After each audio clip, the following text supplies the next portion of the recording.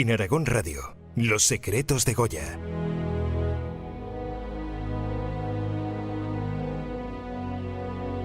Con Santiago Navascués y Sergio Martínez.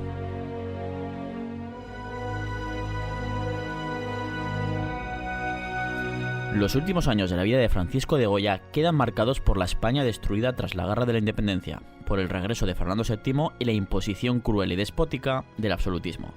Además, se producen persecuciones implacables hacia los liberales, tanto aquellos que colaboraron con el reinado de José Bonaparte, como de aquellos que lucharon por el regreso de Fernando el Deseado, y alumbraron en Cádiz la primera constitución de la historia de España.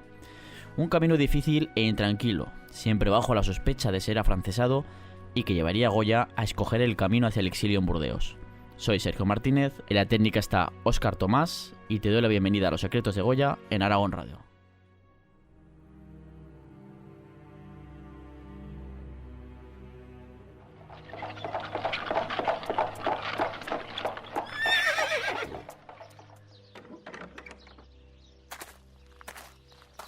Gracias, don José, por acogerme estas semanas en vuestra casa. De verdad que he temido por mi vida después de que el ejército francés llegara a Madrid. Se dice que el duque de Angulema está a punto de tomar Cádiz y devolver al rey Fernando el poder absoluto y acabar con el gobierno constitucional.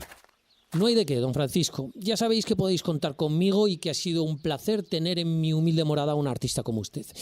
Además, yo también estoy preocupado por la entrada del ejército francés. Se habla de que han cometido muchas fechorías, como durante la Guerra de la Independencia hace años.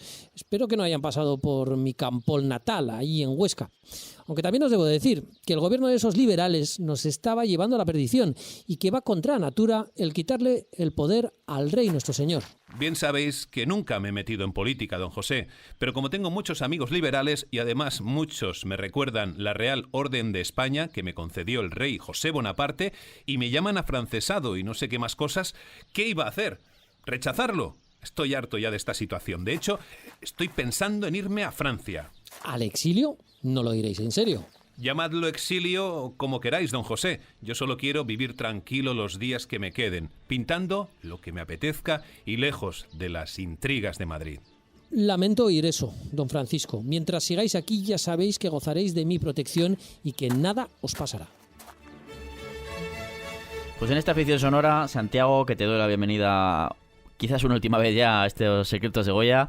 Hemos escuchado ahí pues como un Goya bastante atribulado está ahí, digamos, protegiéndose, escondiéndose en la casa de un amigo suyo, el oscense José de Duaso, y en una época en la que fue bastante dura para él por esa sospecha que decíamos de afrancesamiento, ¿no? Pues bueno, ya estuvimos comentando en el episodio anterior que hizo ciertos trabajicos, ahora lo seguiremos comentando, pero eso, Santiago, que te doy la bienvenida por última vez a los secretos de Goya. Gracias, Sergio. La verdad es que bueno, se me ha hecho corto, ¿no? Ese programa. A mí también, la verdad es que sí, pero bueno, la verdad es que... un personaje que la verdad es que me gusta, ¿no? Le tengo cariño. Es que, y sobre todo con todo lo que hemos ido recorriendo a lo largo de estos 10 episodios, pues es que era algo que teníamos que hacer pues para darle todavía, si ya tiene importancia, pues todavía para conmemorar más en este 2021 en el que se han cumplido 275 años de su nacimiento en Fuendetodos. Pues había que hablar de no solo lo que se sabe, sino también de sus secretillos, ¿no? Pero bueno, vamos a ello, si te parece, con esta última etapa de su vida, ¿no? Y vamos con ese contexto histórico que siempre estamos acostumbrados a dar. Y es que a lo largo del año 1813, a finales de la Guerra de la Independencia, ¿no? Pues las posiciones del ejército francés en España se derrumban, ¿no? Tanto por el propio devenir de la guerra como por el debilitamiento de las tropas napoleónicas, primero hastiadas por una guerra que no podían ganar, ¿no? Y de donde Napoleón, además de ese frente español, iba sacando cada vez más tropas para combatir en Europa tras su enorme y estrepitoso fracaso en Rusia que todos conocemos. Claro. La campaña del verano de 1813 pues conllevó la gran victoria del ejército formado por los británicos, españoles y portugueses en la batalla de Vitoria del 21 de junio ante unas fuerzas francesas que ya estaban en franca retirada, incluyendo el propio José Bonaparte, que se marchaba pues con multitud de obras de arte saqueadas en Madrid, ¿no? Luego que sí, el Louvre es precioso, claro. El Louvre y también, ¿no? El Louvre y todas las obras que también, ¿no? Es que buena parte de esas obras realmente no se las pudo llevar José Bonaparte. Se quedaron abandonadas y la cogieron los británicos. Se la cogió Wellington. También. Wellington escribió al rey Fernando diciendo, oye, que tengo todo esto, y el rey Fernando dijo, quédatelo tú, si yo no quiero para nada. Y ahí están, en el British Museum también, y en el National Gallery. Pero bueno. Entre el Louvre y el British Museum. Esa es otra historia. Sí. El caso es que esta derrota francesa pues provoca la caída de muchas de las plazas importantes que les quedaban en España, incluyendo pues la liberación de Zaragoza el 9 de julio por el general navarro Espoz-y-Mina, ¿no? Ujú. El navarro prosiguió con la liberación del territorio aragonés y a comienzos de diciembre pues comenzó el ataque sobre la ciudadela de Jaca. Ujú. Es muy curioso que esta espectacular construcción, y a finales del reinado de Felipe II, pues para defender la frontera de ataques franceses, realmente la única vez que fue asediada fue precisamente con los galos dentro, o sea, con los franceses dentro, y fueron los españoles los que la asediaron, los que la atacaban, ¿no? O sea, la ciudadela de Jaca pues se rindió el 17 de febrero de 1814, mientras otros puntos de Aragón, como Mequinenza y su castillo o Monzón, pues también fueron liberados por esas mismas fechas. El último reducto con presencia francesa que se mantuvo en Aragón fue Benasque, donde resistieron hasta el 23 de abril, día de San Jorge, aún a pesar pues de que hacía meses que se había firmado la paz entre España y Francia. Luego, si ya nos vamos más allá de Aragón, con la victoria aliada en Vitoria que hemos comentado, los ejércitos británico, español y portugués cruzan en octubre de 1813 los Pirineos. Y realmente esta es una etapa de la guerra que poco se conoce, pero es que invaden Francia, los ejércitos aliados. Invaden Francia por el sur. De hecho, hubo tremendos saqueos y violaciones perpetrados por los españoles, ¿no? No solo por los españoles, también por británicos, etcétera. Pero los españoles, pues bueno, es que tenían ya una venganza ahí puesta de los años de guerra, de los excesos franceses que habían cometido en España, ¿no? Que aquí se empiezan a desquitar. Y el caso es que en esta campaña las tropas aliadas pues toman ciudades como Burdeos y Toulouse, o sea que se meten bastante dentro de Francia y consiguen importantes victorias, ¿no? Aquí ya Napoleón pues ya está pensando ya en quitarse a uno de sus enemigos, que es España, ¿no? Y de hecho ya en noviembre de 1813 manda una cartica a Fernando, que recordemos que estaba en su prisión dorada de Valencia felicitando a Napoleón por sus victorias, y le dice, oye, que te voy a mandar a un embajador y que negociamos la paz, que tenemos que volver, España y Francia tenemos que volver a ser amigos, que es que si no te van a destrozar el país, que te devuelvo el trono, hombre, que es que esta disputa es un poco tontada, es un poco tontería. Así que bueno, en estas negociaciones que duran varios días, incluso semanas, y Fernando pide la llegada, entre otros muchos, desde luego, para que le aconseje de José de Palafox. José de Palafox, recordemos, el líder de la defensa de los sitios de Zaragoza, y que tras los sitios de Zaragoza también permanece como prisionero en Francia durante toda la guerra. El autoproclamado líder. Claro, mejor. bueno, autoproclamado líder, ¿no? Que lo proclamaron también, o sea El que... capitán general de Aragón, sí, pues atribuye una victoria que es más bien de los zaragozanos que de él. Ahí está la cosa. Pero ahí está, figurando, ¿no? El caso es que, bueno, pues en esta situación se acaba negociando la paz y se firma definitivamente el Tratado de Valencé, que es donde había permanecido Fernando estos años como prisionero. Estoy haciendo el símbolo del entrecomillado con los dedos, pero es que no se me ve, ¿no? Se firma ese tratado el 11 de diciembre de 1813, aunque eso sí, cuando llega la noticia a la regencia, a las Cortes Españolas y al gobierno constitucional que está luchando por él en España, estos no lo aceptan, no aceptan este tratado que ha hecho Fernando por su propio, o sea, a su bola, ¿no? Y de ahí que, claro, que todavía siguieran las hostilidades un tiempo más, como hemos comentado, por ejemplo, en Aragón, pues eso, Mequinenza, Monzón, Jaca, etcétera, cuando ya se había firmado la paz en esos momentos, Claro, por parte de Fernando. ¿Y qué es lo que hace Fernando VII? Pues Fernando VII regresa a España en marzo de 1814, entrando por Figueras el 22 de marzo, ¿no?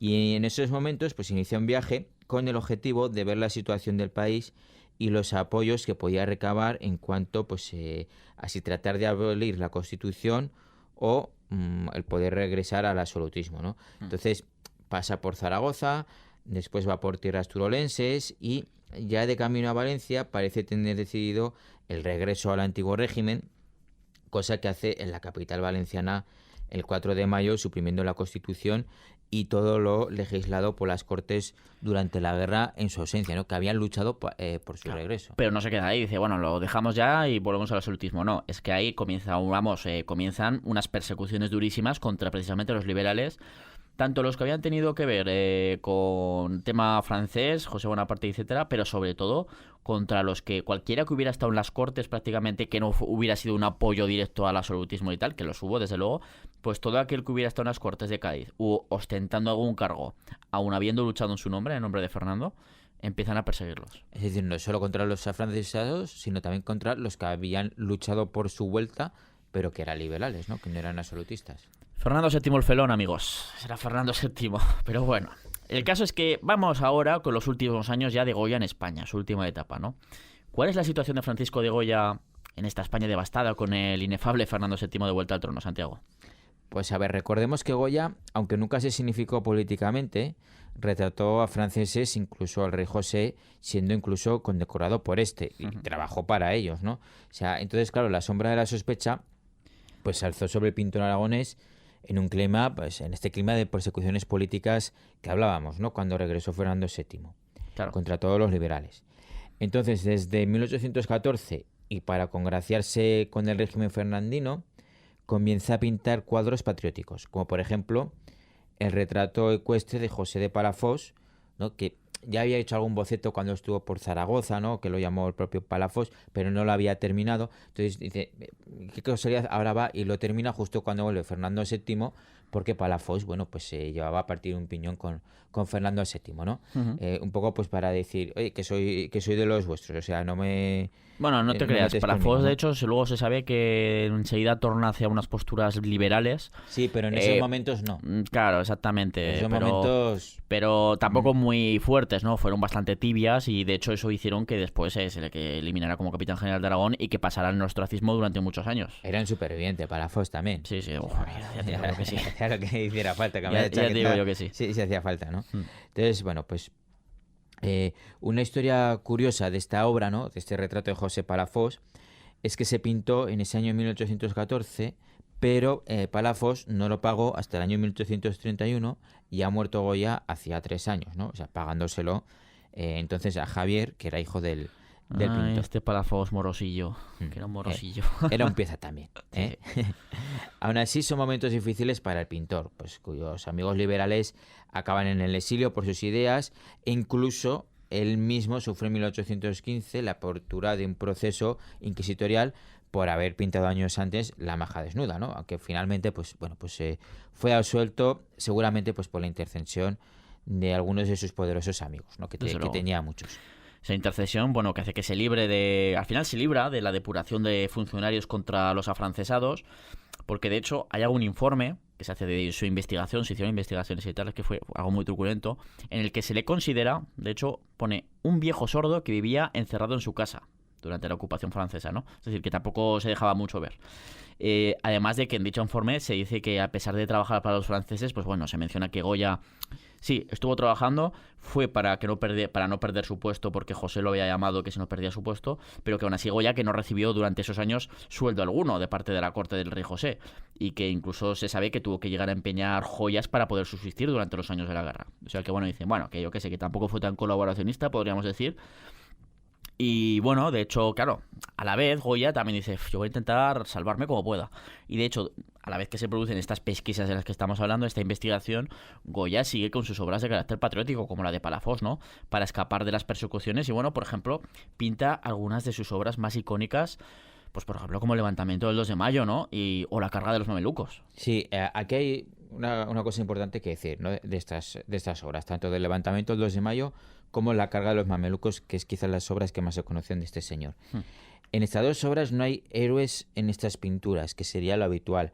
No están los líderes, por ejemplo, del levantamiento del 2 de mayo. Daoiz y Velarde, que son los que además luego se pusieron... Los leones del Congreso de los Diputados tienen los nombres de estos dos señores que fueron los únicos oficiales del ejército español que se levantaron en ese 2 de mayo. Efectivamente. Y aparece Madrid, ¿no? En esos dos cuadros, pero aparece como telón de fondo, pero abocetado, no es del todo reconocible. Y eso es porque, bueno, pues porque Goya quería mostrar, o sea, la brutalidad de la guerra y que fueran cuadros universales. Claro, si aparecía Madrid totalmente reconocible o aparecían los líderes del levantamiento, pues ya no se produce este efecto, ¿no? Entonces, esa es la clave, ¿no? De esos dos cuadros. Sí, sí. Además, bueno, pues seguía siendo oficialmente pues primer pintor de cámara, así que se le encargan varios retratos de Fernando VII. Sí, que además se le ve ahí la cara de bobalicón. Bueno, igual es que no estoy siendo muy objetivo, pero es que tiene cara de bobalicón el pobre Fernando VII. En fin, se le ve en la cara, que no te podías fiar de él. En 1816 realiza el último encargo oficial para la monarquía, que es un cuadro para los aposentos de la segunda esposa del rey, María Luisa de Braganza, dedicado pues a Santa Isabel asistiendo a una enferma, ¿no? Es curioso que la última obra de encargo por parte de la familia real fuera la escena de una princesa aragonesa, Santa Isabel de Portugal, nacida en el Palacio de la Aljafería y que luego se casó con el rey Dionís de Portugal. La verdad es que es curioso que la última obra oficial en la corte fuera de una santa aragonesa, podríamos decir. Estos encargos y otros hacen que le hace la Iglesia, pues como el lienzo de las Santas Justa y Rufina en 1817, que podemos ver en la Catedral de Sevilla, hacen que Goya pues se recupere en parte de sus penurias económicas que debió sufrir durante la guerra, ¿no? Sí, de hecho esos ingresos le permiten comprarse en febrero de 1819 la famosísima Quinta del Sordo, ¿no? Que de hecho se sabe que le cuesta unos 60.000 reales. Y la Quinta del Sordo, además se piensa que la Quinta del Sordo se llamaba así porque vivía Goya y él estaba sordo, pero por lo que se veía tenía ese nombre anteriormente. O sea, ya se le llamaba así, ¿no? Se le conocía así, igual Goya y no sé. Pero el caso es que era una extensa finca y con casa de campo, con jardín y tierras de cultivo, que estaba a las afueras de Madrid, ¿no? Y donde vivió durante sus últimos años en España y en el que pintó en sus paredes sus famosísimas pinturas negras. Claro, pintó esta finca, compró esta finca también, porque pretendía vivir apartado de las habladurías, pues por mantener una relación con una mujer casada y además mucho más joven que él, ¿no? Y luego también que no se le viera mucho por el tema de las persecuciones que tenía y todo eso. Sí, también, ¿no? O sea, todo se juntaba. La actividad privada de Goya pues no dejó de ser frenética, realizando cuadros de pequeño formato pues, sobre sus obsesiones habituales, con óleos como pues el de Auto de fe de la Inquisición. Finaliza también la estampación de los desastres de la guerra, aunque no se publicaron hasta la tardía fecha de 1864, cuando ya estaba más que muerto Goya, ¿no? Sí. O sea, estos desastres de la guerra, o sea, los pinta en realidad para sí mismo, ¿no? De hecho, después de su muerte, casi cae Goya un poco en el olvido, y es precisamente la publicación de estos desastres de la guerra en el 64 cuando se vuelve a retomar, la furia, no, el amor por la obra de Goya y tal, empieza ya hablaremos luego de ello, las negociaciones para traer a España los restos de Goya. Pero es precisamente la publicación de esos desastres de la guerra en ese año cuando se vuelve a retomar a Goya, ¿no?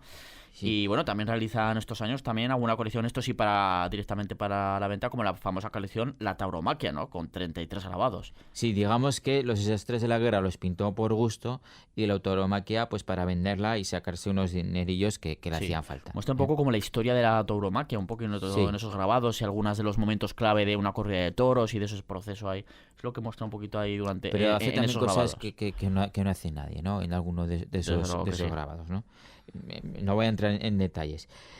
Acontecimientos políticos pues vuelven a provocar un terremoto en España, ¿no? O sea, desde el regreso de Fernando VII, varios oficiales liberales pues llevan a cabo pronunciamientos militares con el objetivo de obligar al rey a instaurar la Constitución, pero van fracasando. Así hasta que acaba triunfando el golpe realizado en Cádiz a comienzos de 1820 por Rafael de Riego. Claro. Cuando a este se le van sumando otros militares, Fernando no tiene más remedio que acatar la Constitución con la célebre frase: vayamos todos francamente, y yo el primero, por la senda constitucional, ¿no? Era un falso. Sí. Comienza el llamado trienio liberal con un gobierno constitucional contra el que el rey conspira constantemente. O sea, el rey lo acepta únicamente por salvar el pellejo. Porque no le queda otra. También era un superviviente, hay que reconocérselo a Fernando, ¿eh? También hay que reconocérselo. De hecho, su reinado está basado en sobrevivir. Todo su reinado. Sí.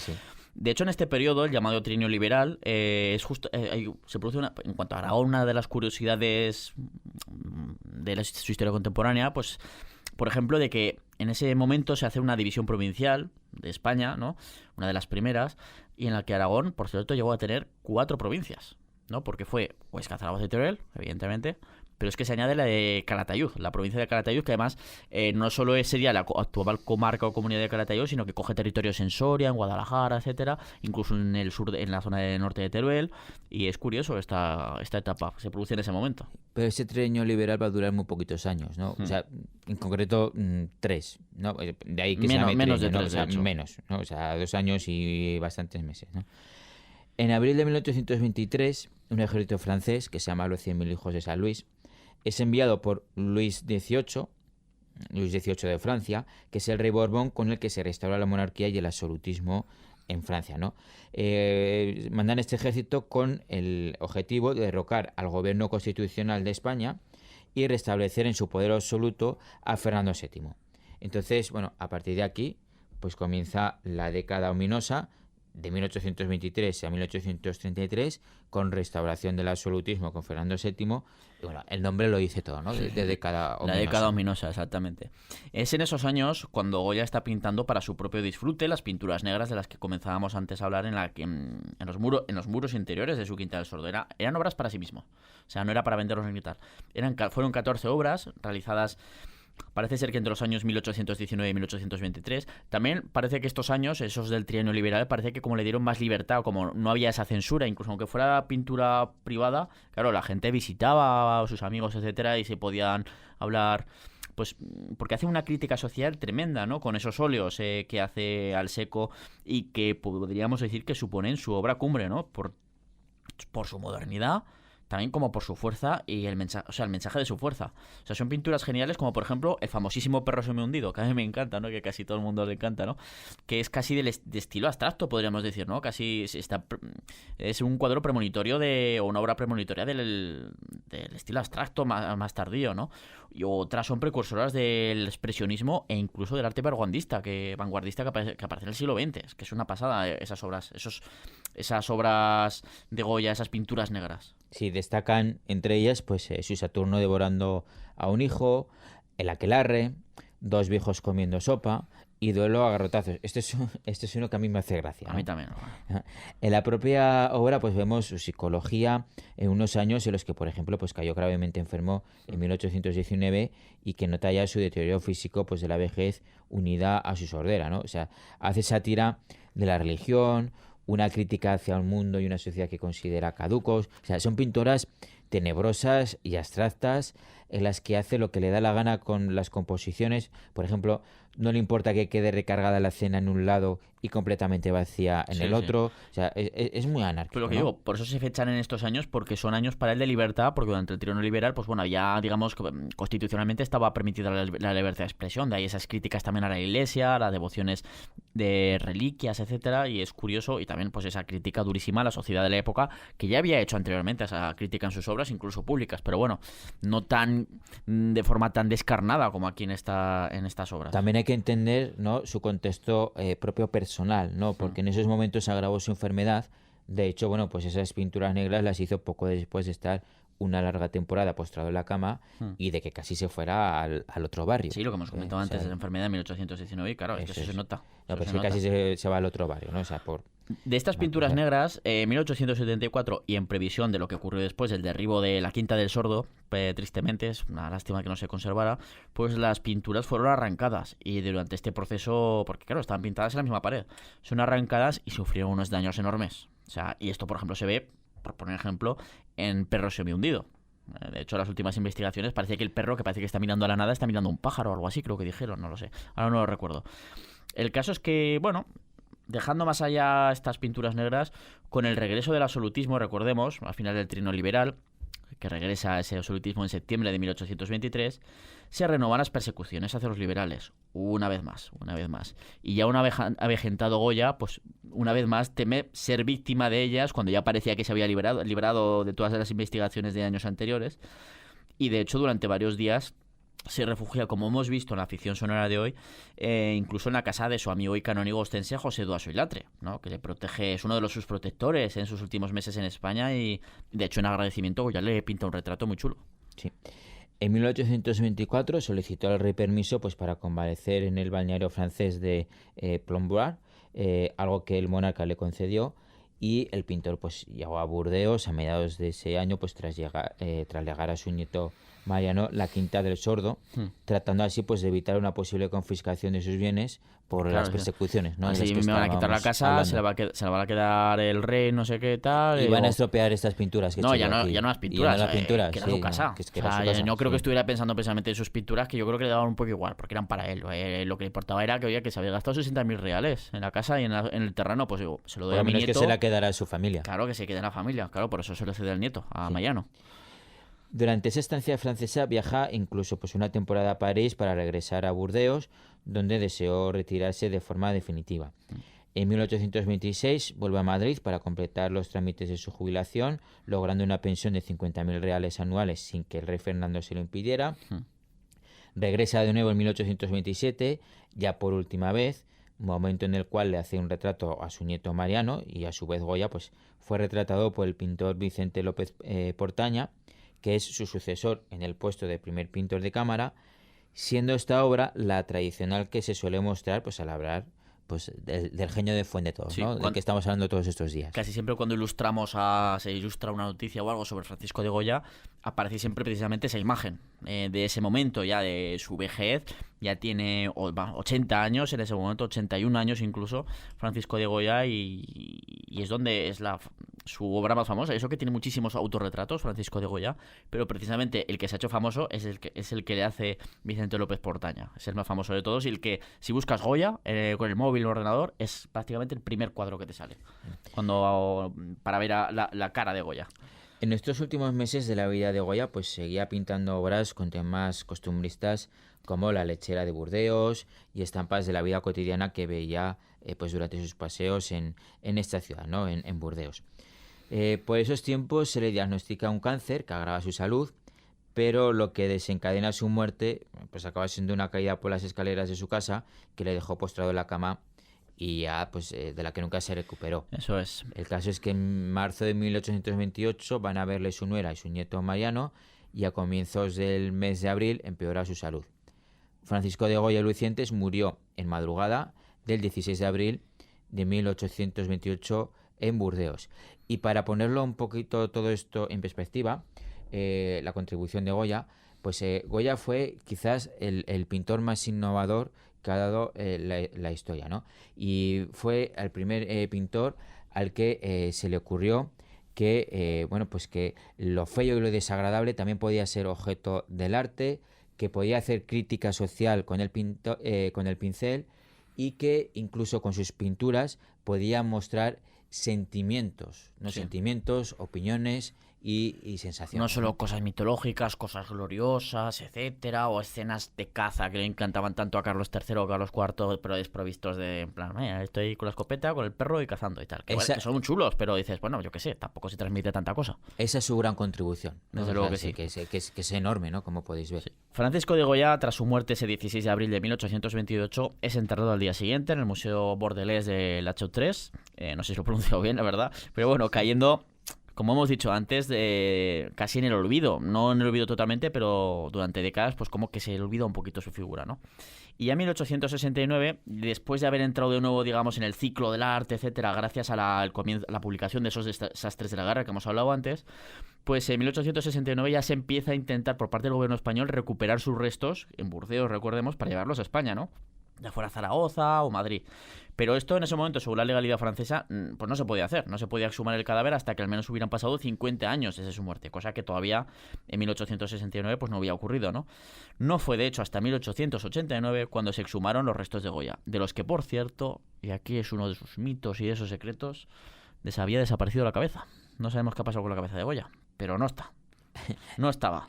El resto de los restos pues fueron llevados a Madrid, aunque no se le enterró en su tumba actual, en la ermita de San Antonio de la Florida, hasta 1919, bajo la cúpula que él mismo había pintado un siglo atrás, ¿no? Es curioso, ¿verdad?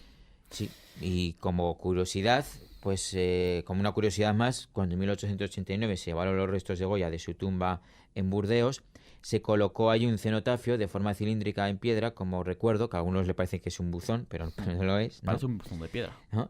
Y en 1928, pues coincidiendo con el centenario de su muerte, el ayuntamiento francés se lo donó a Zaragoza, que lo situó en un primer momento en el Rincón de Goya, en el Parque Grande, y que en 1946 se colocó frente a la lonja, donde lo podemos ver hoy en día, ¿no? Sí. Que insisto, a la gente le parece que es un buzón de piedra, pero no. En todo ese complejo que hay una fuente enfrente de la lonja, etcétera. Un busto de Goya también. Un busto, ¿no? Un monumento, una escultura entera de Goya, o sea, de cuerpo entero que está subido sobre un pedestal. Precisamente al lado, justo a la puerta de la lonja, está este cenotafio que estuvo en Burdeos, y bueno, pues que se sepa que ahí, pues ese estuvo donde la tumba de Goya, ¿no? Original en Burdeos. Y bueno, estos han sido los secretos de Goya. 10 episodios en los que hemos conocido un poco mejor a uno de los mayores pintores de la historia, que ya es muy conocido, pero aún así es que los matices que hemos visto, todo lo que le afecta, ¿no? Es uno de los pintores, como decía Santiago, uno de los pintores más influyentes en varios géneros, una adelantada a su tiempo, al que incluso se le dice que podría llamarse casi el primer reportero de guerra, porque con esos desastres de la guerra es que él mismo ve esos desastres y los pinta de cosas que ocurrieron y no las cosas heroicas, etcétera, sino las matanzas, lo que es capaz de hacerse a sí mismo el ser humano. Era como un reportero con pincel también. Prácticamente. Hemos viajado en el tiempo para descubrir la época de profundos cambios que le tocó vivir a Francisco de Goya, y sin este tiempo seguro, sin todo lo que le afectó, sin duda fueron los que hicieron estos tiempos, los que hicieron que Goya fuera precisamente Goya, nuestro Francisco de Goya. Santiago, ha sido un placer hablar de este gran personaje de nuestra historia del arte. Igualmente. Contigo estos episodios, y bueno, ya nos veremos en siguientes episodios viajando por la historia de Aragón, seguramente que sí. Hasta la próxima. Gracias por acompañarnos en este viaje por los secretos de Goya, en el que hemos descubierto cómo uno de los mayores pintores de la historia de la humanidad llegó a ser quien fue. Recuerda que este programa, aunque lo puedes escuchar como siempre en el FM de Aragón Radio, lo más fácil y lo más cómodo es escucharlo en podcast para disfrutarlo cuando y donde quieras.